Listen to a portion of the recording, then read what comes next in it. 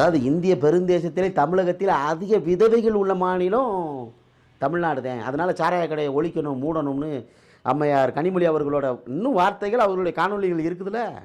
அப்புறம் அவங்க அதிகாரத்துக்கு வந்தோடனே அதை செஞ்சுருக்கணுமா வேணாமா? அப்போ இவங்க முடிச்சுட்டு மறுபடியும் வந்து அண்ணா திராவிட முன்னேற்ற கழகம் அதிகாரத்துக்கு வருதுன்னு வச்சுக்கிறோமே. அவங்க ஆட்சியில் வந்து 10 பேரோ 20 பேரோ 50 பேரோ 200 பேரோ கள்ளச்சாராயத்தை குடிச்சு செத்தால வந்து என்ன செய்ய போகுது? திராவிட முன்னேற்ற கழகம் மதுக்கடையை மூடுன்னு போராட போகிறேன். மக்கள் தானுங்க வாக்கு செலுத்தி அதிகாரத்தில் உட்கார வச்சு அழகு பார்க்குறது மக்கள் தானுங்க இந்த முடிவை மாற்றி எடுக்கணும். ஒன்று ஒரே குடி மட்டும்தான் இந்த அரசை வந்து நிலைநிறுத்தும், இந்த அரசை தூக்கி நிப்பாட்டும், இந்த மக்களை ஏமாற்ற முடியும், இந்த மக்களை அதிகாரத்தில் உட்கார வைக்கிறதுக்கான ஒரே ஆயுதம் சாராயம் தாண்டா அப்படிங்கிற ஒரு திராவிட இந்த கட்சிகளுடைய தத்துவம் என்பது எவ்வளோ ஒரு கீழ்த்தரமான விஷயம். 65 பேருக்கு மேலே கொலை பேசும்போதெல்லாம் மாறக்கூடாது. அப்போ எல்லா சமூக தலைவர்களும் ஒவ்வொன்றும் கோரிக்கை வைக்கிறாங்களா? வேலுநாச்சியாருக்கு சிலை வைங்க, மண்டபம் வைங்க, மருது சகோதரருக்கு வந்து இந்த இடத்துல சிலை வைங்க. அடுத்த தலைமுறைக்கு என்னங்க சொல்ல போகிறீங்க நீங்கள்? சின்ன சின்ன பசங்க என் கண் முன்னாடி என் நம்பி என்னுடைய பிள்ளைகள் வந்து குடிச்சு நாசமாகி கிடக்கிறான், கை காலெலாம் நட்டுக்குது. அவனுக்கு மாற்று வழி என்ன? அரசு என்ன சொல்ல போகிற நீ சொல்லுங்க பார்ப்போம். வீதி வீதிக்கு கூலிப்படம் வந்து நிற்கிறான். தொடர்ந்து கொலைகள் நடக்கு. 6 மாத காலத்திற்குள்ள வந்து பார்த்துக்கிட்டு 600க்கும் மேற்பட்ட தேவேந்திரர்கள் வெட்டி படுகொலை செய்யப்பட்டிருக்கேன். சுற்றி கொலைகளுக்கு அதை தடுத்து நிறுத்த முடியல. ஸ்டாலின் அவர்கள் வந்து சட்டமன்றத்தில் வந்து சென்ற முறை கடந்த முறை வந்து கணேஷ் போயிலோடு போனாரா போலையா? இன்னைக்கு கடைக்கு வந்து கஞ்சா கணேஷ் போயில் எல்லாமே இருக்குது, எல்லாருக்கும் தெரியத்தாங்க செய்யுது. 65 பேருக்கு மேலே கொலை பேசும்போதெல்லாம் மாறக்கூடாது. அப்போ எல்லா சமூக தலைவர்களும் ஒவ்வொன்றும் கோரிக்கை வைக்கிறாங்களா? வேலுநாச்சியாருக்கு சிலை வைங்க, மண்டபம் வைங்க, மருது சகோதரருக்கு வந்து இந்த இடத்துல சிலை வைங்க.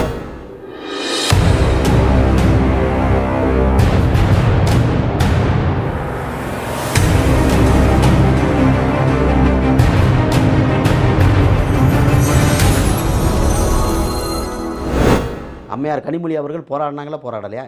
அதாவது இந்திய பெருந்தேசத்திலே தமிழகத்தில் அதிக விதவைகள் உள்ள மாநிலம் தமிழ்நாடு தான். அதனால் சாராய கடையை ஒழிக்கணும் மூடணும்னு அம்மையார் கனிமொழி அவர்களோட இன்னும் வார்த்தைகள் அவர்களுடைய காணொலிகள் இருக்குதுல்ல. அப்புறம் அவங்க அதிகாரத்துக்கு வந்தோடனே அதை செஞ்சுருக்கணுமா வேணாமா? அப்போ இவங்க முடிச்சுட்டு மறுபடியும் வந்து அண்ணா திராவிட முன்னேற்ற கழகம் அதிகாரத்துக்கு வருதுன்னு வச்சுக்கிறோமே. அவங்க ஆட்சியில் வந்து 10 பேரோ 20 பேரோ 50 பேரோ 200 பேரோ கள்ளச்சாராயத்தை குடிச்சு செத்தால வந்து என்ன செய்ய போகுது? திராவிட முன்னேற்ற கழகம் மதுக்கடையை மூடுன்னு போராட போகிறேன். மக்கள் தானுங்க வாக்கு செலுத்தி அதிகாரத்தில் உட்கார வச்சு அழகு பார்க்குறது மக்கள் தானுங்க இந்த முடிவை மாற்றி எடுக்கணும். மண்ணுக்கானவன் யார், மண்ணுக்கு எதிரானவன் யார்? இங்கே எப்படி வந்து ஏன் வெடிச்சு செத்தா 3 லட்சம் கொடுக்கடா, குடிச்சு செத்தா 10 லட்சம் கொடுக்கடா? இது என்னடா கொடுமைன்னு நீங்கள் தானே பேசணும். இது பேசுறது முடிவெடுக்கிற இடத்துல யாருங்க இருக்கணும்?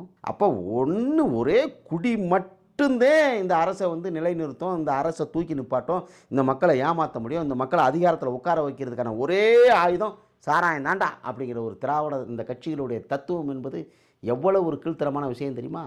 அடுத்த தலைமுறைக்கு என்னங்க சொல்ல போகிறீங்க நீங்கள்? சின்ன சின்ன பசங்க என் கண் முன்னாடி என் நம்பி என்னுடைய பிள்ளைகள் வந்து குடிச்சு நாசமாகி கிடக்கிறான், கை காலெலாம் நட்டுக்குது. அவனுக்கு மாற்று வழி என்ன? அரசு என்ன சொல்ல போகிற நீ? அப்போ சாக 10 லட்சம் நீ கொடுத்தேன்னா வந்து இன்னும் வந்து அடுத்த உள்ள தலைமுறை இப்போ நான் செத்தா 10 லட்சம்னா வந்து வீட்டில் உள்ளவனே ஊற்றி கொண்டுறான் போலுக்கு அப்படி சூழ்நிலை உருவாயிடுச்சு. சும்மா நடக்கிறதுக்கு சாகு நான் 10 லட்சம் வாங்கிட்டு நாங்களாக நல்லா இருக்கும்டாங்கிற ஒரு கால சூழலங்களை உருவாக்குது. எதை நோக்கி இங்கே இந்த அரசு போய்கிட்டு இருக்கு? எதை நோக்கி அரசு போய்கிட்டு இருக்கு சொல்லுங்க பார்ப்போம். வீதி வீதிக்கு கூலிப்படம் வந்து நிற்கிறான். தொடர்ந்து கொலைகள் நடக்கு. 6 மாத காலத்திற்குள்ள வந்து பார்த்துக்கிட்டு 600க்கும் மேற்பட்ட தேவேந்திரர்கள் வெட்டி படுகொலை செய்யப்பட்டிருக்கேன். சுற்றி கொலைகளுக்கு அதை தடுத்து நிறுத்த முடியல. சாதிக்கு ஒரு நீதி இங்கே தலைவிரிச்சு ஆடுதுங்க. இப்போ கடைசியாக நடந்த கொலை தீபக் பாண்டியன் படுகொலை வரைக்கும் இந்த கடந்த 6 மாதங்களில் தேவேந்திர குல வேளாளர் சமுதாயம் 600க்கும் மேற்பட்டவர்கள் வந்து இங்கே படுகொலை செய்யப்பட்டிருக்கிறாங்க. அதே நேரத்தில் இந்த கொலைக்கான காரணம் என்னன்னு ஒரு திட்ட வரைவு அரசு வந்து இதை ஆய்வு பண்ணும் பொழுது வந்து ஒவ்வொரு கொலைக்கும் பின்னணியில் வந்து கஞ்சாவும் இருக்குது, சாராயம் இருக்குது. இதை 2 வந்து இவன் உள்ளே அடிச்சுட்டு பண்ணும்பொழுது தான் என்ன செய்கிறங்கிற தெரியாமல் கூட வந்து அவனுடைய இலக்கு கூலிக்கு கொலை செய்கிறது வந்து அரங்கேற்றுறான். அப்போ கற்பழிப்புலேருந்து கொள்ளையிலேருந்து கொலையிலேருந்து அத்தனை சம்பவங்களும் நிறைவேற்றுவதற்கு இந்த கஞ்சாவும் சாராயமும் தானே வந்து இன்றைக்கி நடைமுறையில் வந்து சர்வசாதாரணமாக எல்லா இடத்துலையும் கிடைக்க ஆரம்பிச்சிருச்சு. புரிஞ்சுட்டிங்களா? இதை ஏன் தடுத்து நிறுத்த முடியல? ஐயா ஸ்டாலின் அவர்கள் வந்து சட்டமன்றத்தில் வந்து சென்ற முறை கடந்த முறை வந்து கணேஷ் போயிலோடு போனாரா போலையா? இன்னைக்கு கடைக்கு வந்து கஞ்சா கணேஷ் போயில் எல்லாமே இருக்குது, எல்லாருக்கும் தெரியத்தாங்க செய்யுது. அப்போ இளைஞர்களுக்கு அரசு என்ன? அதாவது வந்து ஒரு மாவட்டத்தில் உள்ள உளவு பிரிவுக்கு தெரியாமல் கஞ்சா வருதா? உளவு பிரிவுக்கு தெரியாமல் கணேஷ் போயில வருதா? உளவு பிரிவுக்கு தெரியாமல் வந்து மற்ற மதுவில் இருந்து எல்லாமே வந்து உளவு பிரிவுக்கு தெரிஞ்சுதாங்க போகுது. அப்போ இந்த இடத்துல என்ன செய்கிறாங்கிற உளவு பிரிவு அவ்வளோ தொழில்நுட்பமாக அவ்வளோ மதிநுட்பமாக என்ன செயல் திட்டம் இது நடக்குது இது நடக்காதுங்கிறது அரசுக்கு சொல்லிட்டு தானே இருக்குது.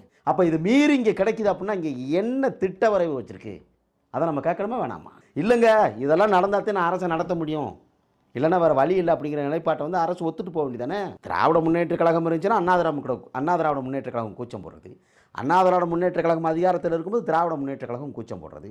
அப்போ 2 பேரும் மாறி மாறி அதிகாரத்தில் இருக்கும் பொழுது இவர்களுடைய கோரிக்கை சாராய கடையை இழுத்து மூடும் இதுதானே. ஆனால் அதிகாரம் வந்தால் பிறகு அவர்கள் அரியணையில் உட்கார்ந்த பிறகு வந்து இந்த கோரிக்கையை சாராயத்தை இழுத்து மூடினாங்களா? இல்லை.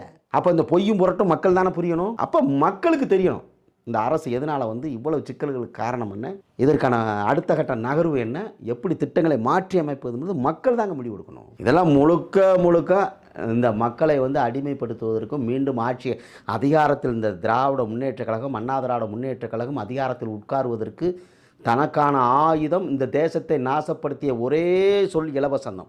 அந்த இலவசத்திற்கு வந்து பெரும் பண முதலைகள் பெரும் பண தேவைகள் வந்து ஏற்படுது. அந்த பெரும் பண தேவைகளுக்கு ஒரே வருவாய் பெரும் வருவாய் என்பது வந்து சாராயம் விற்றால்தான் அந்த வருவாய் வரும்.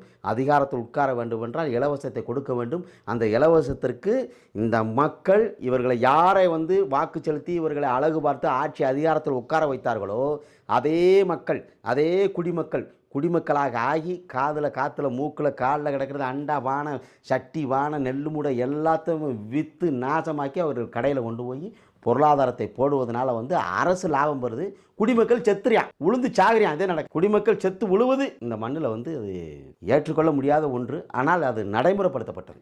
இந்த அரசு விழா அறிவிச்சது வந்து இந்த கொலையை மறைக்கிறது அப்படின்னு 65 பேருக்கு மேலே கொலை பேசும் பொருளாக மாறக்கூடாது. அப்போ எல்லா சமூக தலைவர்களும் ஒவ்வொன்றும் கோரிக்கை வைக்கிறாங்களா, வேலுநாச்சியாருக்கு சிலை வைங்க, மண்டபம் வைங்க, மருது சகோதரருக்கு வந்து இந்த இடத்துல சிலை வைங்க. அப்போ வந்து ரொம்ப நாளாக அந்த 100 வருஷத்துக்கு மேலே அந்த தென் மாவட்டத்தில் ஒரு குரூப் கத்திட்டு கிடைக்கும் எம்மானுவேல் சாரனுக்கு வந்து அரசு விழாவை அறிவிங்க, ஐயா இரட்டைமலை சீனிவாசனுக்கு வந்து அரசு விழா அறிவிங்க.